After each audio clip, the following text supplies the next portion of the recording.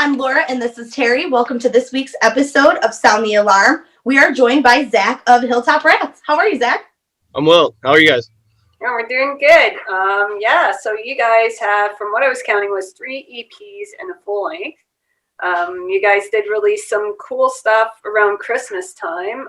1 EP and then another, well, it was a 2-song EP and then another 2-song EP of Christmas specials, I guess. So I wrote them down. One of them was actually a Kinks cover. Yep. So what made you guys decide to do that one? Because the video for it is so funny. Like, I can't stop but laugh. Yeah, for sure. I mean, we've always, the number one thing for our band has always been having a good time, having fun. You know, if you're not having fun, you're doing it wrong. And we every year we usually do an ugly Christmas sweater show here in town in Tacoma. And, you know, obviously we weren't able to do that this year because of COVID and whatnot.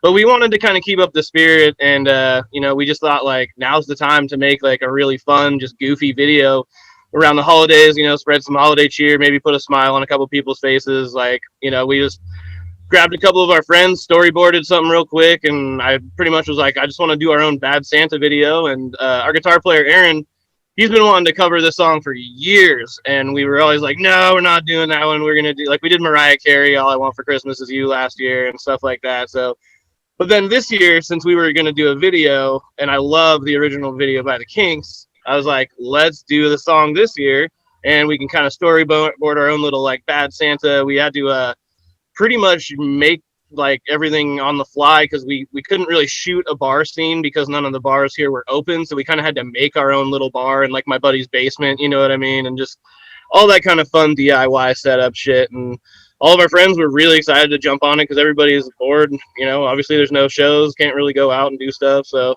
it was a really fun little winter project. And we also decided to write our own original Christmas song because we think that's funny and, like, people don't do that. And we called it Santa Stole My Mom. So our guitar player, both of our guitar players wrote the music, and then our guitar player, Aaron, he wrote all the lyrics. And yeah, I don't know. We just trying to do anything we can to have fun and, you know, keep putting out music and just kind of work within the parameters that we have right now, you know? Yeah, so the Christmas song from the Kinks was Father Christmas. Yes. And yeah, so if people haven't seen it yet, it's still on your YouTube channel, so go check it out. Essentially, yeah, it's Bad Santa. It's Yeah. The bar, actually, I was going to ask about that because I was going to say, was that in a person's basement? Because I recognized the thing that struck to me was the video game.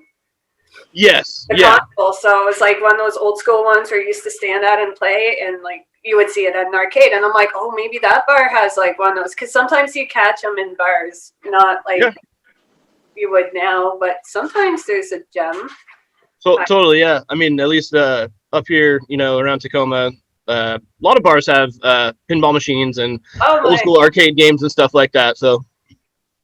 And I'm such a pinball freak. I love that stuff. I used to be like, we used to have one back home growing up, and it was always where I'd spend hours. So it was just playing pinball. I sucked, and I lost a lot of quarters, but, you know, it killed the time. If you ever go to Denver, you have to go to this, I think it's called the One Up Bar. And it's like all these, like, it's like an arcade themed bar with all these, like, vintage. It's super cool. Awesome. Check it out. Yeah. Yeah, totally. We went to Denver for Riot Fest, me and a couple of buddies, when the Misfits played for the first time with Danzig, and we went to this bar called Tui's, and it was awesome. It was just some, like, you know, little punk rock bar, but shout out to that place because we got drunk there, like, every damn day. And also our Airbnb was across the street from Chili's, and during happy hour it was buy one get one margaritas, so we drank a lot of margaritas at Chili's as well. That was really fun. You guys also released another 2-song EP. So from there, it was short attention span, and I actually love the album art. You have, like, Darth Vader as a rat, and then the rat with its eyes. Right. Yeah, the idea behind that was, you know, we recorded a bunch of songs back in October of last year with our friend Josh Garcia, and we just kind of didn't do anything with them, and then COVID started, and then, the year before, and then COVID started, and so we weren't really sure what was going on with them, but we knew we wanted to use them. I mean, they're fun songs, and so we just thought, you know, what if we do a little EP and just, you know, short attention span. Like, I talked to my friend Seth Smith, he's a tattooer here in Tacoma, and I I was like, let's do some art. And him and Aaron got together on it, and they had some ideas, and we got that. And then I was like, oh, this is really rad, but we should make it pink. And so we did. It's like, I don't know. I was like, it looks cool pink. I say we just do it pink, whatever, you know? I agree. Yeah, exactly. Like your Venomous Venomous Pink's poster. Yeah, that thing's great. I love that. Yeah. But the two songs that you're on there, which kind of struck me as a little odd because I was kind of looking, it's short attention span. I expected songs that were like a minute and a half. I think your shortest song on there is like 2 minutes and 51 seconds. And then the other one's like 3 something. So yeah, totally.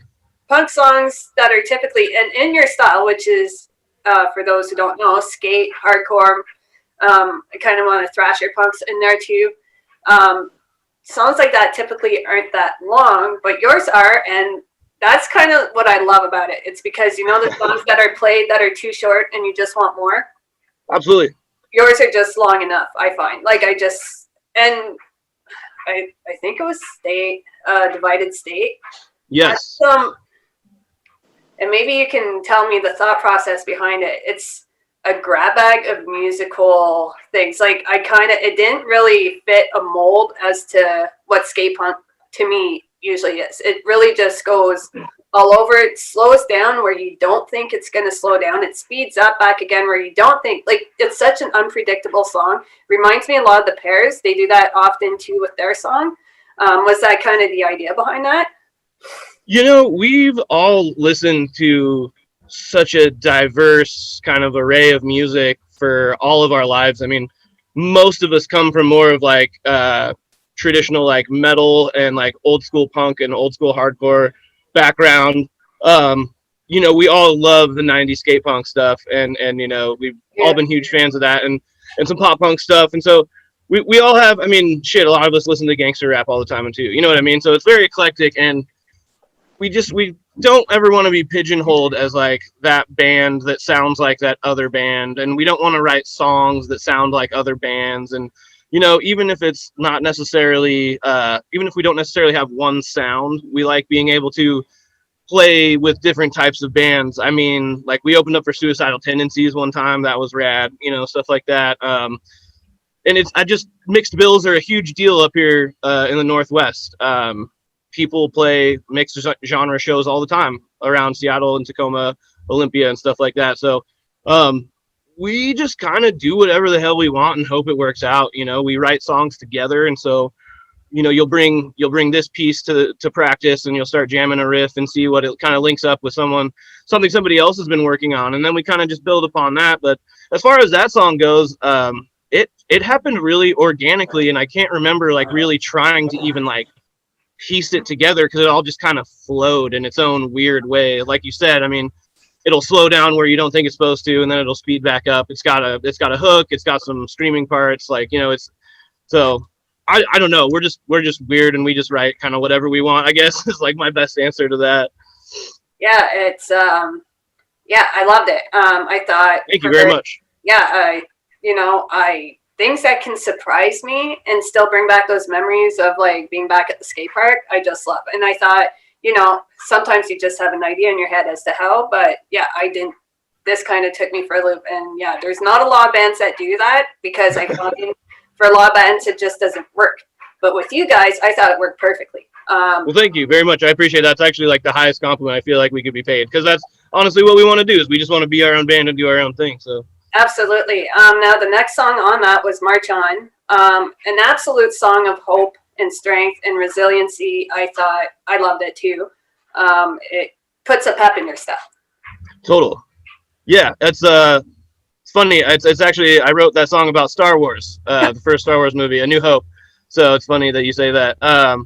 Yeah, it's all about like, I pretty much wrote it from like the perspective of Obi-Wan Kenobi, like this. I'm just gonna get nerdy on you. I love Star Wars.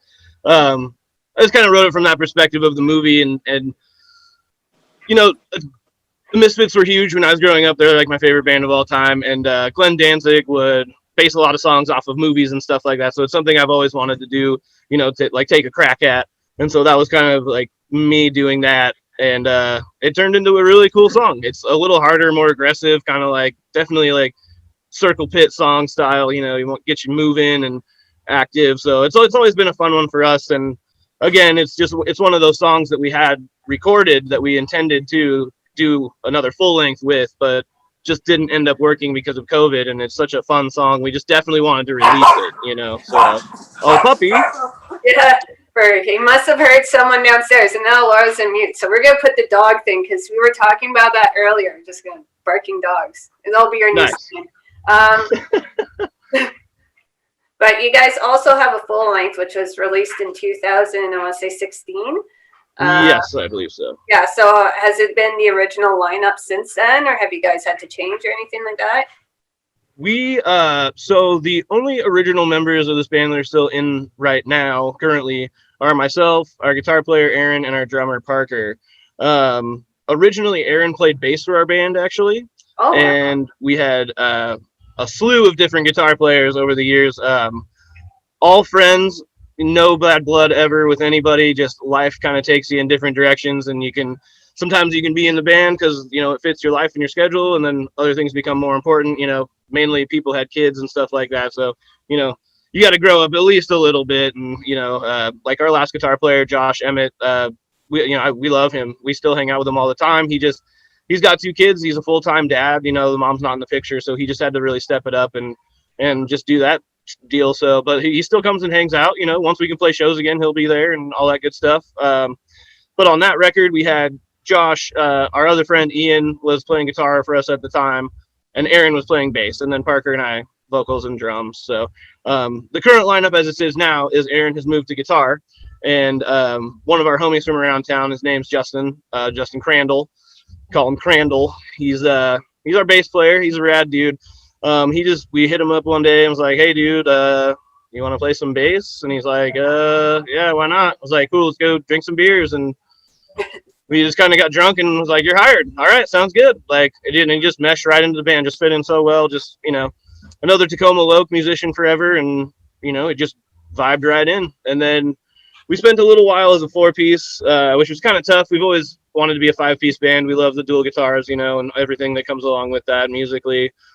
And our friend Josh Garcia, he used to do Motor Studios in San Francisco, and he's got his own record label out of Chico right now called Heartburn Records. Shout out to him and his girl Alex. He introduced us to our current guitar player, our newest member of the band, Oswaldo Ozzy, and he's from South America actually. He's from Ecuador. So wow. He moved up here, I don't remember how many years ago, but he ended up playing some music over at Mike Herrera's Monkey Trench Studios in Bremerton. And so he knew Josh Garcia from, I mean, I know I'm boring you with a long story, but Lagwagon did a tour through Ecuador. Josh teched for him, and he met Oswaldo, and so they'd always talked, and he was like, "Dude, I know you're trying to play music. I know a band that's looking for a guitar player. You should hit him up." And again, same deal. Like, all right, cool, man, let's go have some beers. And like, it wasn't even, we just got along right away, just meshed right in, and it was perfect. And it's just ever since we've always been best homies. I mean, that was like over 2 years ago now, so we definitely have the most like strong, solid lineup we've had in the band so far. So I think that's reflective of your songs too. So absolutely. Endless Summer, which was your album that was out in 2016. If you total all 8 songs, it's 16 minutes. Right, exactly. They're very short, very quick. A couple where I was like, "Oh man, I wish there was more to this."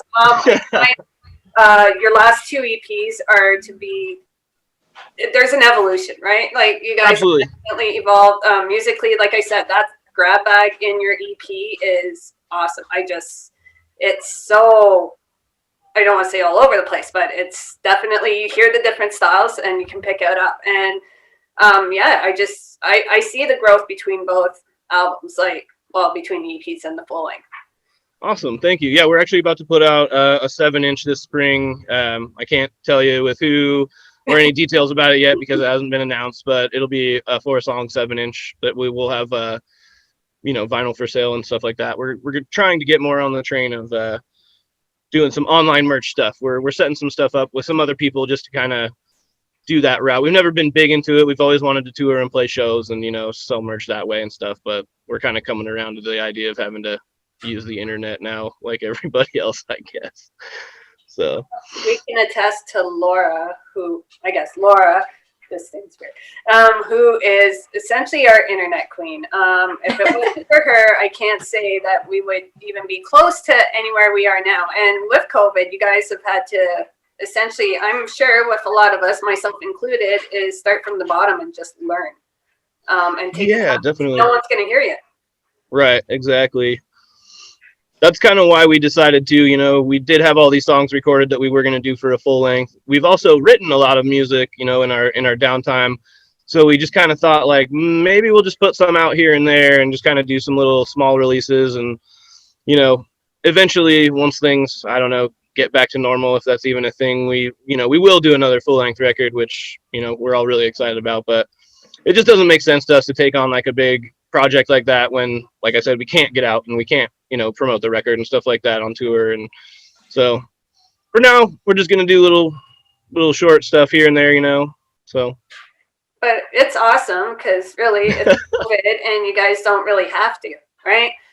Sure. The fact that you guys are doing it just so you can get your music out, or for us, the fans, like I can commend any musician or group or band that does that, because the fact of the matter is you guys really don't have to. You guys can save your shit, squander it, you know, be like, this is ours, fuck you guys. But you're Sure. not doing that. Nah, that ain't us. We like to have fun. Like I said, if it ain't fun, you're doing it wrong. So Yeah, and like Laura and I talk about this all the time, is we crave something to listen to. Like we've been, you know, are you guys like mostly a touring band? Is that how you guys are supplying income for some of your members and stuff like that? I mean, we definitely want to be. Again, we've had troubles in the past with, you know, other members, like I said, having kids and stuff like that and being unable to do certain things. This lineup right now, definitely the strongest one we've had. We were actually gearing up for a tour right before COVID hit. We were going to do a whole little West Coast run, and Punk in the Park was happening. I don't know if you heard about that festival in California. We got invited to play that. So we were just kind of basing a tour around that, and then everything kind of went to shit. So this band probably owes all of us more money than I could ever, you know, compute, because let's be honest, like playing music does not pay the bills. We all have full-time jobs. You know, we all work full-time, and it's honestly just, it's our hobby. It's what we like to do outside of work, you know, during our free time. And, you know, so Passion. if we can travel for free, if the tour pays for itself, that's a win for us. Like, that's all it is. You know what I'm saying? Maybe some free beers along the way, a sandwich or two.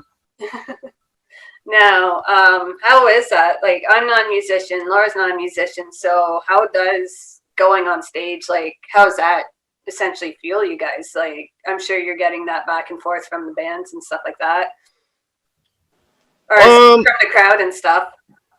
Sure, yeah. I mean, it's always fun going to play places where you've never played. Big thing is, you know, making some connections in the areas you're going. You know, hopefully you've got other bands that are going to bring some people, obviously, that haven't heard of your music, and likewise you would trade them back, you know, once they come around your town. You know, we can pack out a show here, no problem, but, you know, we don't really know anyone in, you know, some random place in California or what have you. Pick a city, you know what I mean? Like, we'll have random people here and there, but it's important to do that networking. I mean, with other bands is definitely huge. You know, show promoters as well. Yeah, getting up on stage and playing in front of people you don't know is really fun, because most people don't know if you fuck something up, and you can kind of just breeze through it and everyone still has a good time anyway. You know what I mean? Whereas play in front of your friends, they're like, man, you guys really screwed up that last song. You know what I mean? Because they've heard it a million times. So. Puppy. Yeah, he's angry today. He's just all over the place. Now, you guys have said that you are writing new stuff right now, so that's kind of how you're spending COVID time. Absolutely. What was the scene pre-COVID in Tacoma? You know, like I said, it's always been a very mixed bill scene. Everybody supports everyone else's musical endeavors, whether or not it's the same genre that they play, or like, you know, everybody likes a little bit of everything. I mean, tons of metal bands that we play with. You know, one of my favorite groups in Tacoma is Mirror Gloss. So they're like a female duo pop punk, pop music, like power pop kind of. Yeah, it's just fun, and it's totally not anything like we play for music, but we do stuff like there's like street fairs. So there's Art on the Ave, which is they shut down all of 6th Avenue, and there's multiple stages and tons of different bands from different genres play all over. And it's just fun to walk around, see all your friends play, even though you guys don't play the same style of music, Everybody in the music scene up here pretty much knows each other, at least somewhat, Tacoma's a big little city, if that makes sense. Everybody that is involved with music knows everybody for the most part. So it's okay. I mean, people show up for shows because they want to support their friends up here and stuff. Maybe not because they're into the music itself, but everybody in Tacoma likes to have a good time. That's for sure. Now, it's safe to say it's a punk / metal heavy area, or do you kind of, and some pop sprinkle in? Yeah, I would say that, the dominant genre would probably be metal up here more than anything. Between Seattle and Tacoma and Olympia, there's a pretty good amount of punk bands, and we were playing shows pretty regularly before everything happened. So did you get to ever go up to your friends up north and say hi, like Vancouver and stuff like that? Because you guys are relatively nearish. We have excuse me. We haven't gone to Canada yet. You got it. Mainly my fault because I don't have a passport. I'm working on that though. So we do plan on coming to Canada. We do have some friends up there that have invited us to come play shows. So we are looking forward to doing that again once travel is a thing again, really, Can't cross the border right now, sadly. Yeah, most of the world doesn't want anything to do with Americans at this point, and I don't blame them. So it's kind of one of those things. Well, it's like I always compare it to. It's like watching a dumpster fire in your neighbor's backyard, and then you go run with the hose, but the hose just isn't long enough, so like you have that drip of water that just stops right before it. Absolutely, yeah. They're just watching the train wreck from a distance. But so I guess during COVID, you guys are still, or have you guys still been practicing? I'm assuming so. Yes, yeah. So our practice space, it's a huge building. I can't remember what it was before it was converted into practice spaces, but it's very large and there's a lot of practice spaces there. So what they did is they came up with a system. Essentially, certain bands can use their room at certain times. You got to sign up for a slot essentially, and that's like your time you can practice, just to limit the number of people in the building at any given time. And it's worked out pretty great so far. We share our space with another band as well, and so it's pretty easy because we have the same dedicated practice days every week, yeah, and we just follow, all the COVID protocols for the building and everything. And it's, I want to say business as usual or as close to as possible as far as practice goes. But so it hasn't really affected our practice schedule too much. They did initially shut the building down, when everything first started. But then once our governor put his path to whatever in motion, then we started being able to go to practice again, just limited capacity, much like everything else. We're just now allowed to eat food inside again. That just happened like a couple days ago. So like if you go out to eat, for instance. Yeah, we had that for a bit. I'm in Ontario, so I'm on the East Coast. Mm-hmm. And yeah, we had that up until I want to say it was Christmas or Boxing Day, so December 26th, and then they shut that down. There's still talks. The thing's set to expire on Tuesday, but who knows? They'll probably extend. But I want to say, luckily, we've seen businesses close. I'm sure as you, but I'm kind of jealous that you're in a spot where they can get a building just for practice space. That means that there's enough bands to keep that place like running constantly. Absolutely. That's awesome. Like, I'm super jealous. I'm near Field and Field, and that's it. Like, no punk. Yeah, on any given day you walk through there, you can hear some jazz, you can hear some metal, you can hear hardcore, you can hear just plain old rock and roll, maybe some bluegrass or something. There's all types of different bands practice in there, so it's pretty cool. Is Tacoma like generally known as like an arts type city? Kinda. Tacoma's definitely a blue collar city. It's a port city, it's a working city, it's a union town. As far as the arts go, I don't know if you know who Dale Chihuly is. He's kind of a big deal in like the glass art world, so he's from here. We do have the Tacoma Art Museum and stuff like that. I would say like glass blowing is probably the biggest art that Tacoma is known for in that sense. Yeah, I mean, Tacoma is a very eclectic place, but it's also very grounded. It's very, if you're from here, you love it. And if you live here, you love it too. So, I mean, even if you're a transplant, most people that move here stay here. So, there's a lot of Tacoma pride, which I really love. And all Tacomans definitely do as well. Yeah. We support our local businesses. We've been trying to keep everybody afloat through the pandemic. Unfortunately, like obviously there's places that will close, but most of the neighborhoods are all ordering food to go from their favorite bars and restaurants and stuff like that, and just trying to keep it floating as best as possible to just minimize the amount of closures at least that happen. And Tacoma's typically really good about coming together as a community. So, and you said it right there, you know, like the community, and it's really the community that makes this shit even possible. Yeah. You know, same for us up here. If we didn't have the community, we definitely would not be a thing. We wouldn't be speaking to you right now. We wouldn't have like things coming up in the future that will involve more of a community, but it's so important. And like the punk circle itself, the punk community is not a huge community. So you can kind of all take, or I wouldn't say take, but y'all can work together to make sure that your goals are being achieved and stuff. Like that's fantastic. And to have that in a smaller scale, like Tacoma, where you're in a tiny town, that's, you know, or a tiny big town, I guess I should say. Yeah.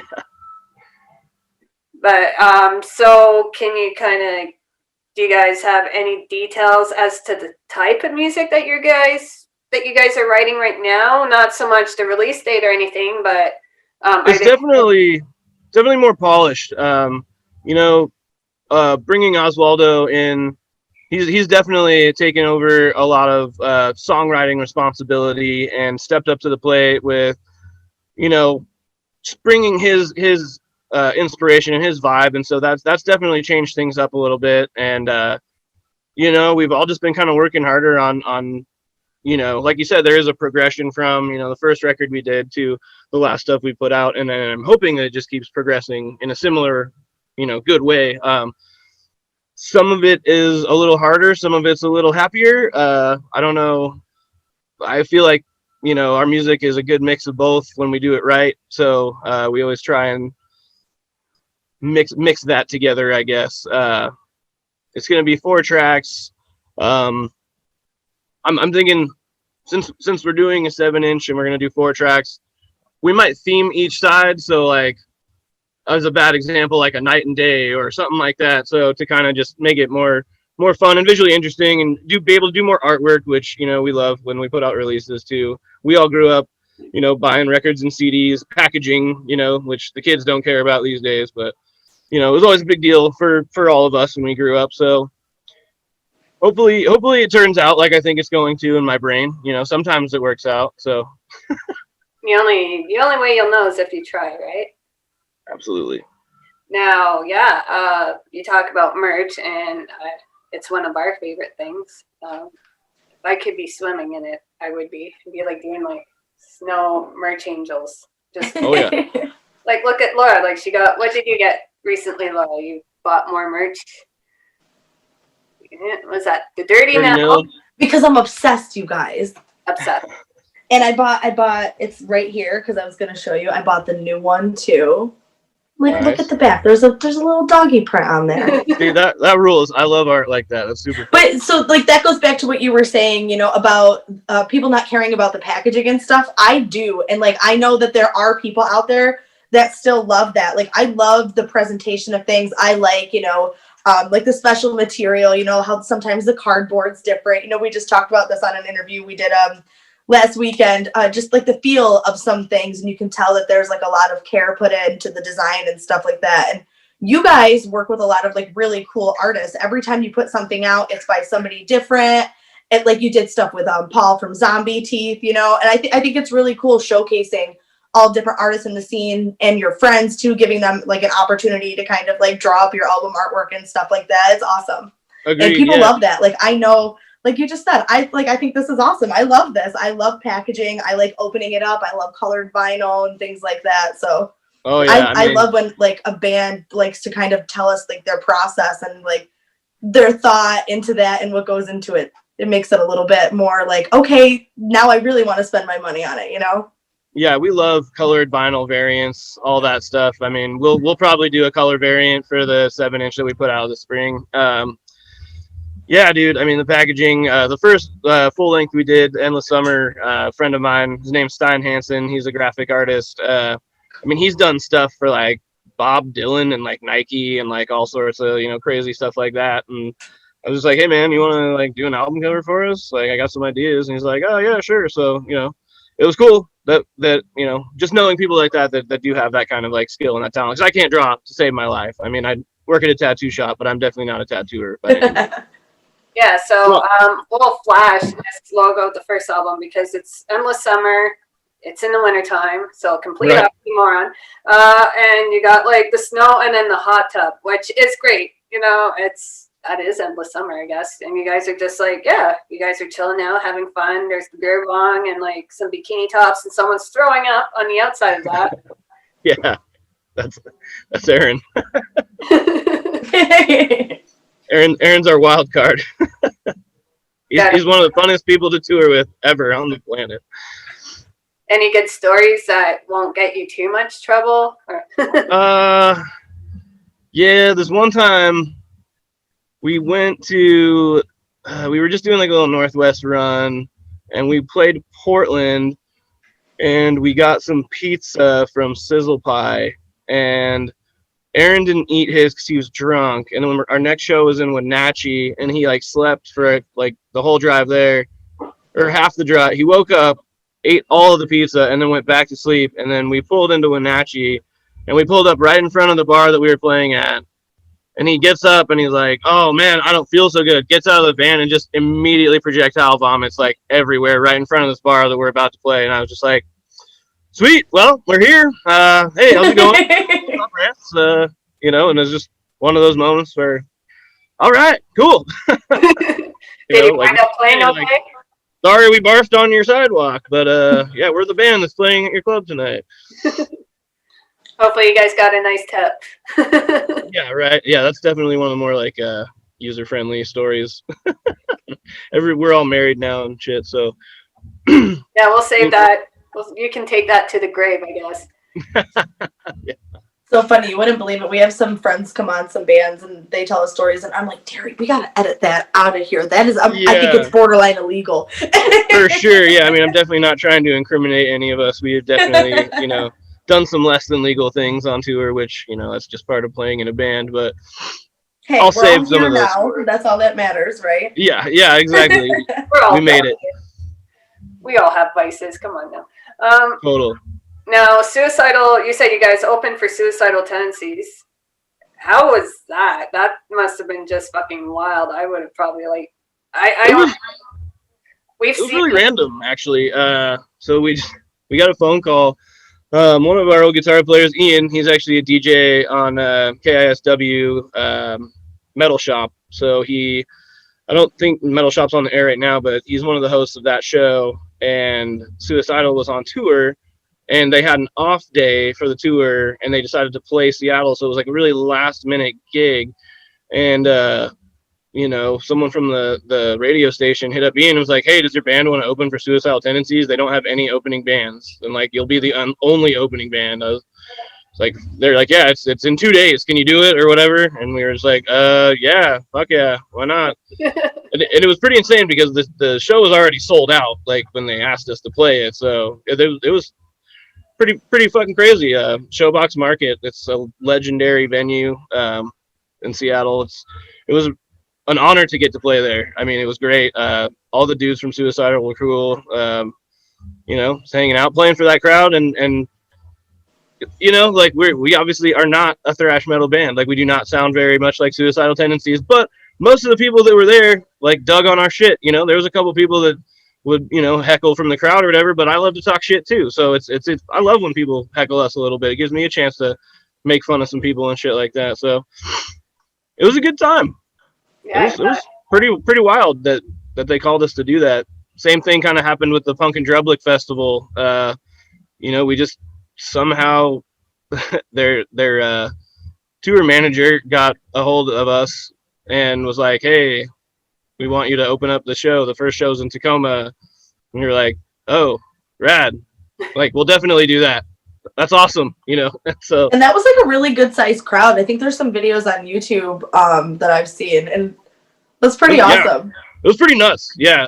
Funny story about that. I mean, that's the largest crowd we've ever played in front of for sure. And I was just really nervous before we played. I usually don't get like that. Like usually, whatever. I've been playing music for most of my life, but for that, I was just nervous as hell. All hell. I'm just like chugging down some vodka shots and like, all right, it's gonna be good. It's gonna be good. And then it's time for us to go up. So we get off stage, and the fucking first word I say, my voice just squeaks like I'm in high school, just puberty status. And I was like, well, can't get any worse than that. So now we're going to have a good time. It was pretty embarrassing. I don't want to laugh, but like, you're not wrong. I watched it and I was like, oh. Yeah. Yeah, exactly. And I was just like, well, damn, I guess high school Zach had to come out and say hello. Cause opening up for those bands is something you dream about as a kid anyway. So I was like, just going to say that, like, it has to be a little almost either, I don't want to say intimidating, but super nerve-wracking, like to be on a lineup with bands that you've literally been listening to growing up, at the skate park and things like that. So I think anyone's voice would squeak. Yeah. I mean, my stomach was in my throat, so it was just like, oh God. And after that happened, I was like, all right, can't get any worse than that. Let's rock. You know what I mean? And it was just surreal getting to like watch Bad Religion from the stage. I mean, they're the godfathers of punk rock, and they're still so good. I mean, they're old as fuck, don't get me wrong, but like they rip like so good every time too. Every single time, exactly. And so that was just a big highlight, was getting to watch some of those bands from the stage and just kind of experience all that too. We're all fans as well, you know what I mean? So we get to like geek out a little bit too when we get to do fun stuff like that. So yeah, Laura and I had the privilege at Camp Anarchy to get backstage passes, so we got to see Bad Religion on stage. Hell yeah. And we saw all of No Control, which is my absolute favorite Bad Religion album. I know it was a surreal experience. And like to see them do it, like they played a bit of Age of Unreason at the beginning because it just came out, and then they just hit No Control top to bottom, and my voice was trash that night. I could not say a word, and they were before No Effects, which was fucked up to me, especially after they played that set. I was like, oh, the headliner went on first, sweet. Yeah, I mean, Fat Mike knows Bad Religion is better than No Effects. It's his favorite band. Bad Religion is Fat Mike's favorite band and shit. It was funny watching them interact with each other too, in their own natural habitat, just stuff you don't get to see all the time. So it's funny watching that kind of stuff from the stage too. Yeah, I used to work back in theater way back in the day, so I kind of have an idea because I used to do the setup for that kind of stuff. I've never done it for like small concert capacity, but one where you had set changes every 20 minutes. Was something fun to be like just sitting on the side and just watching the technicality of it. Like it wasn't just like, okay, well, where does this go? It was like yoink, pop, pop, pop, pop, pop, move on to the next one, boom, drums, like it was insane to see, like literally rolling shit in and shit out and just the whole technicality. But then when we were watching Bad Religion, across from us was Fat Mike, just chilling, talking the shit, where I'm like jaw drop fucking staring at Gaffin like crazy. He's just like, I guess it's cool, I'm here. But he's seen it a million times. I'm sure, I don't know how you could lose the luster, but. Right, absolutely. Yeah, it's crazy. I guess you guys are going to be coming up with some new shit, some new merch. Do you guys kind of have your art set up yet for that, or? Yep. Yeah. We're kind of doing, again, I can't like talk too much about it before we like announce it or whatever, but we are going to be hopefully working with this company to be doing some, selling of merch and marketing and whatnot. So, all these things are kind of in the works right now. So you can't really talk too much about them before they actually happen, essentially. So, for sure. But definitely be on the lookout. I mean, we always love the art, we love the merch and all that stuff. So whenever we do something, we try we have a lot of ideas, a lot of stuff that we've had drawn and stuff that we haven't put out before. So, I mean, like you saw the pizza slice. I mean, that's just great. I can't wait to put that on a hoodie or a shirt or something. You know, like we just love goofy shit like that. So there's going to be quite a bit of that coming this next year. Like I said, we're getting on the internet train now. We're jumping on. Well, I'm glad you guys are here, finally kicking it, and I can't wait to see the new stuff you guys do have coming out now. Unfortunately, we are towards the end of our show, but if we wanted to see every famous streaming platform is where we're going to find you guys, Hilltop Rats. Do you guys have a website yet? We do. I don't know if it works. Again, we're kind of not very technically savvy, but we're learning. We're kind of getting up there. Hilltoprats.com was linked to our old merch store. I don't know if it still is. I should probably get on top of that and figure out what's going on. Our Facebook page and our Instagram is like, kind of our main, social media that we use for stuff. So we also have a YouTube channel that has all of our videos that we made and then, live footage of us just being idiots and shit like that. So, yeah, you can just Hilltop Rats on YouTube. You'll be able to find all that stuff. Hilltop Rats on like anything. Luckily nobody copyrighted that name when we named the band, so you can pretty much Hilltop Rats in anything and it'll bring us up. So quick, can you guys kind of give us the origin of the name, or is it just kind of something you guys just... So Hilltop is a neighborhood here in Tacoma. We have different neighborhoods that make up the city. Hilltop is one of them. It was our favorite bar is called 1111. It's up there.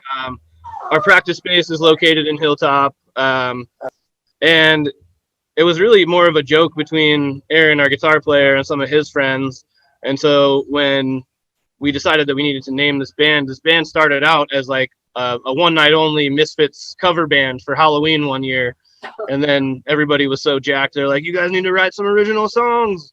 So when it came to naming the band, months down the road, Aaron was like, what about Hilltop Rats? And we were all like, yeah, that sounds good. All right, cool. So it's not some crazy story or anything like that, but we all ended up getting it tattooed on the, I don't know if we can, let's see. HTR. Oh, that's cool. So everybody except Ozzy doesn't have one, and Crandall refuses to get one because he's old, but.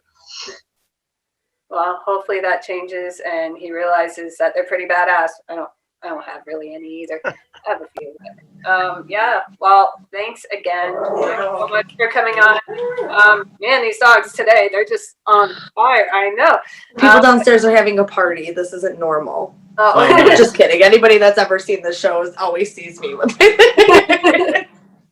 Well, thank you guys for having me on. This was really cool. Yeah, hopefully we can chat again after we get some. I'll be able to tell you more about the stuff that we are actually releasing and coming out with. So yeah, we're super looking forward to it. Best of luck to you guys for the release of your 7-inch. I'm excited. I can't wait to see what variant you guys pick. Like, I just definitely count on a couple merch sales coming to you from Very cool, here. Awesome. Thank you guys very much. All right, well, guys, next week, Laura, do you want to take it away? I don't think we have. We have a surprise for you guys next week, so just stay tuned and make sure you check out our social media to see who we're featuring on the next Sound the Alarm. Thanks, guys. Bye.